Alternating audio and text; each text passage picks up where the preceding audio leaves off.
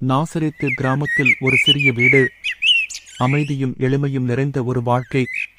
ஆனால் இங்கு ஒரு புதிய தொடக்கம் ஆரம்பமாகப் போகிறது. இளம் மரியா எளிய உடையில் வீட்டு வேலை செய்து கொண்டிருந்தாள். அவளது உள்ளம் கடவுளுக்கு சமர்ப்பிக்கப்பட்டதாயிருந்தது. திடீரென ஒளி மின்னும் தேவதூதர் கபிரியேல் அவளின் முன் தோன்றினார். மரியா ஆச்சரியத்துடன் எழுந்து நின்றாள். அவளது முகத்தில் பயமும் விசுவாசமும் கலந்திருந்தது. கடவுளின் வார்த்தை அவளின் உள்ளத்தை தொட்டது. உம்முடைய சொற்கள் என் வாழ்வில் நிறைவேற்றும் என்று மரியா தாழ்மையுடன் சமர்ப்பித்தாள். அந்த நேரத்தில் உலகத்தை மாற்றும் கிருபை ஆரம்பமானது. ஒரு இரவு யோசேப்பு அமைதியாக தூங்கிக் கொண்டிருந்தார். அந்த தூக்கத்தில் தேவதூதர் அவரை காண கிடைத்தார். வெளிச்சம் கதிர்விட்டு ஒளிர்ந்தது. தேவதூதர் சொன்னார், யோசேப்பே, பயப்படாதே, மரியாவை மணந்துகொள். அவர் பரிசுத்த ஆவியினால் கர்ப்பமானவர். இந்த செய்தி யோசேப்பின் மனதை ஆழமாக தொட்டது. அவர் அமைதியாக அமர்ந்து தேவனுடைய வார்த்தைகளை சிந்தித்தார். தேவனுடைய வார்த்தைக்கேற்ப யோசேப்பு உறுதி கொண்டார்.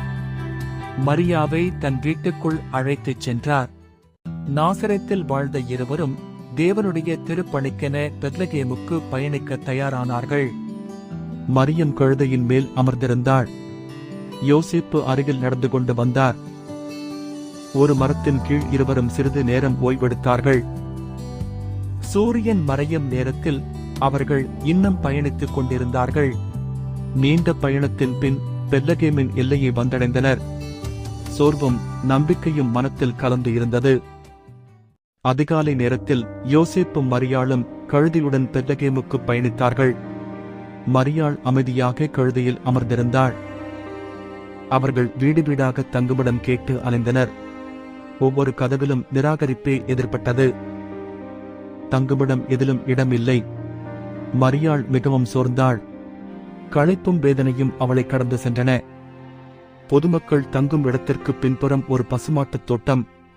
அதை யோசேப்பு கவனித்து மரியாளை அங்கு அழைத்துச் சென்றார். அந்த பசுமாட்டின் தொலைவில் இருந்த அமைதி பிறக்கவிருக்கும் தேவக்குழந்தையை எதிர்நோக்கி காத்திருந்தது. அந்த இரவின் அமைதியில் விண்மீன்கள் ஒரு பெரிய விஷயத்தை முன்னறிவித்தன. மேய்ச்சலுக்கு இடையே அடர்ந்த இரவில் மேய்ப்பர்கள் தீயை சுற்றி அமர்ந்திருந்தனர். அவர்களது பார்வையை வலியுறுத்திய ஒரு பிரகாசமான நட்சத்திரம் வானில் தோன்றியது. அந்த நட்சத்திரத்தை கடந்து அவர்கள் பயணத்தை தொடங்கினர். விசித்திரமான அழைப்பை பின்பற்றி ஒரு தூதர் பிரகாசமாக வானிலே தோன்றி மகிழ்ச்சியின் செய்தியை அறிவித்தார். அந்த இரவு மேய்ப்பர்கள் நட்சத்திரத்தின் ஒளியை பின்தொடர்ந்தார்கள். அது அவர்களுக்கு வழிகாட்டியது. நட்சத்திரத்தை பின்தொடர்ந்த மேய்ப்பர்கள் நகரை தாண்டி ஒரு சிறிய வீதியில் சென்று கொண்டிருந்தார்கள். அவர்கள் இதுவரை காணாத ஒரு உணர்வோடு நடக்கிறார்கள். மேய்ப்பர்கள் அந்த இடத்துக்கு வந்து சிறு பிள்ளை இயேசுவை ஒரு மெத்தையின் மேல் நிம்மதியாக உறங்கிக் கொண்டிருப்பதை பார்த்து மகிழ்ந்தார்கள்.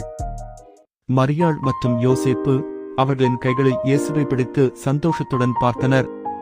தேவனின் மகன் பிறந்த சந்தோஷம் அவர்கள் முகத்தில் தெரிந்தது. அந்த இரவில் இரு மேய்ப்பர்கள் வானத்தை பார்த்தபோது ஒரு விசேஷமான நட்சத்திரம் ஒளிர்ந்தது. அது ஒரு புதிய துவக்கம் போல இருந்தது.